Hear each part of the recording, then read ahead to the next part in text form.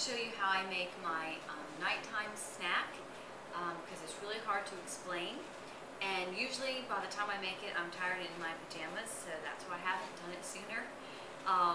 But what it is decaffeinated cappuccino and my peanut butter cookies. The peanut butter cookie recipe is named such on the YouTube video, so you can make them if you like.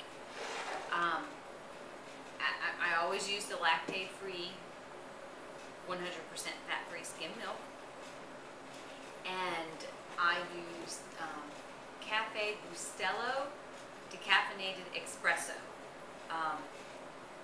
decaffeinated coffee, but it's the espresso blend, and I cook it in my espresso pot, which you can see I do this every night, and I've gone through so many of these. I beat them up pretty well. What I do is go ahead and turn the burner on high, and you can get these, you can find them most anywhere now. I even saw something like this at Walmart recently, but Target certainly, Bed Bath & Beyond, and then your high-end kitchen stores will have them, and you'll pay a lot more for them. So it has this little valve on the side. You should fill the water up to about there, but I always go over that, and I don't have a problem. I don't think that's the rules, though. What I can tell you is, when you put the piece back in here where the coffee goes, you don't want any water to come up.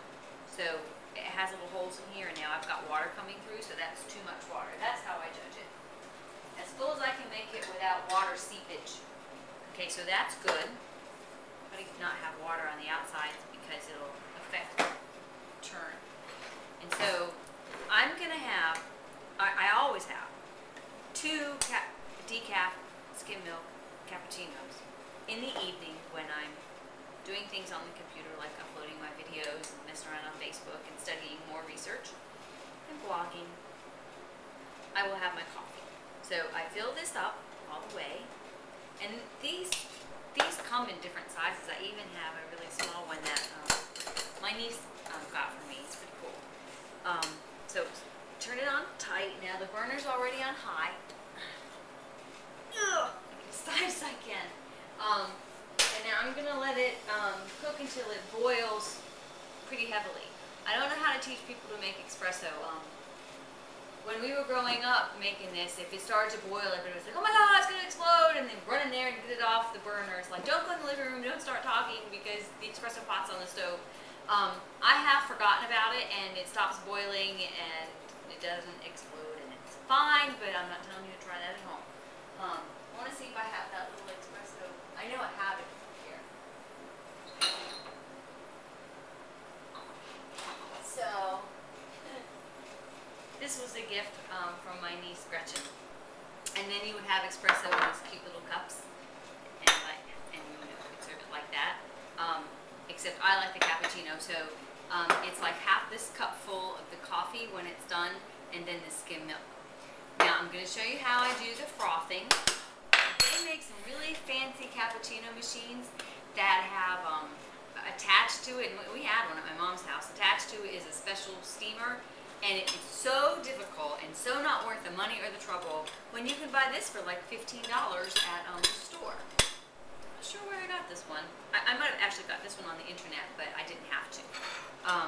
So before I make that, I have my peanut butter cookies that I store in the fridge, and you know, they're pretty good when you take them right out of the oven, and they're good when you heat them again in the toaster oven, but they're not good cold.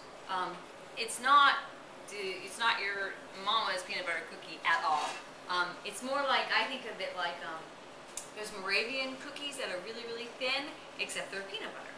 So I usually have, I don't know, 8 to 10 of these. I have a couple with, like, 4 with my first cup of coffee and 4 with the other. This is by far the most calories I have at any one time, ironically, and it's at 9 o'clock at night. But that works for me, and you got to do what works for you. If there's a food that you really like, or you always really liked big lunches, then keep your big lunch. It doesn't have to be bad. It doesn't have to be high fat, high sugar calories, but it can still be your bigger meal. So know yourself, and then you can eat healthy for your lifetime. I like to eat more at night, but I definitely eat all throughout the day. I eat many, many times, just not many, many calories. So while that's heating up, I put my cookies in the toaster oven. And I just, put it on the light setting and hit start. I don't actually have to do that now because I'm not going to eat them now. And then they come out nice and crisp. And I put them on this little plate here. So I will show you the frothing while this is coming to a boil. And I use the NutraSweet for my cappuccino, so I use 2 packets per cup. Now, I do this in the sink when I do it. And I use a whole cup of skim milk. I didn't used to, but it's just really good, I need the calcium. And so this is a good portion of my calcium a day. Sometimes I have yogurt and cheese, and what I have for breakfast and stuff. So a cup of the skim milk, and I'll use a splash of one of my sugar-free vanilla syrups. Da Vinci was what I was always buying, but now the store has Torani. I don't know why. But I just use, probably not even a capful, just a little. Gives it a nice flavor. And then, now I'm telling you the truth. Skim milk is the best milk to froth. The whole milk doesn't froth the way the skim milk does. And because I use a whole cup, where I'm above the line that they recommend on this thing, so it'll overflow. So I usually do it in my sink and I tilt it backwards. So I'll tilt it backwards here. And you just, sometimes I do it with my left hand so I can keep my brain active. So you just froth it. It gets nice and thick. I think the instructions said you could just do it like 10 or 20 times. I don't know how many times I do it. Set that in here. And then you'll have a nice froth to put on top of the coffee. So when that boils and the coffee is done, I put my 2 packets of NutraSweet in this cup, and I fill this cup a third of the way. And then I fill the cup a third of the way with the coffee, and then I top it with a few spoonfuls of the froth, and take my plate of cookies and go in there and just calm down, relax for the day, and come back in and do the whole thing again. But of course, this pot makes 2 cups of coffee, so I just use the rest. And that's it. So I don't know that I really need to keep this going for you. It's not near boiling. What happens when it boils is the coffee will come up through the bottom and into the top of the coffee pot. Perhaps you could use a French press if you have one of those. Either way, the most important thing, I guess, is how do you froth the milk, what milk to use, and then you have your nice little cookies to go with it. So that's a good, relaxing evening snack. Again, this is upwards of 200 calories, which is, in the real world, nothing. But in my world, it's substantial.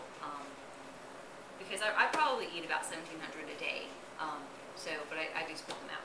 Alright, enjoy that, and maybe the next one I'll show you is popcorn, because I have a couple of tricks on making my popcorn, really full popcorn too.